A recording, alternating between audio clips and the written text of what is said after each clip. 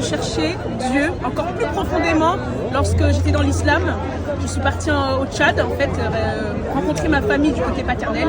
Et ils m'ont appris à prier avec le Coran, les sourates, etc. Et j'étais vraiment déterminée. J'ai commencé à faire les 5 piliers de l'islam. Et quand je suis rentrée dedans, vraiment, il y a une voix, un jour, qui m'a parlé. Qui m'a dit, quand tu pries comme ça, je ne t'entends pas. Vraiment, c'est la voix que j'ai entendue. Et vraiment, il y a eu cette conversation. Et j'ai dit, bah d'accord, s'il faut te prier comment? À cette voix-là, en fait. Et il m'a dit le Notre Père. Notre Père qui est dans les cieux, que tout le monde soit sanctifié, etc. Et je savais que je l'avais déjà entendu dans des églises catholiques. Et quelques jours après, ma mère m'a dit qu'il y a une amie qui l'invitait dans une église.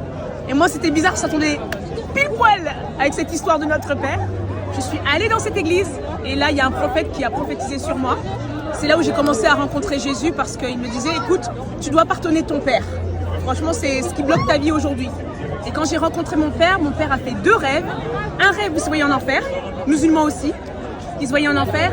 Et le 2e rêve, il s'est vu au paradis et il a vu les gens dire gloire à Jésus avant sa mort. Et il m'a vu, il m'a dit, je t'ai vu dans le ciel, ton métier c'était de faire des ateliers de chant et de guérison. Voilà, donc c'est pour ça qu'aujourd'hui j'ai dansé, voilà, pour le Seigneur, parce que j'ai un appel artistique pour les nations, pour Jésus. Voilà mon histoire. Magnifique, magnifique. Est-ce que tu as déjà une occasion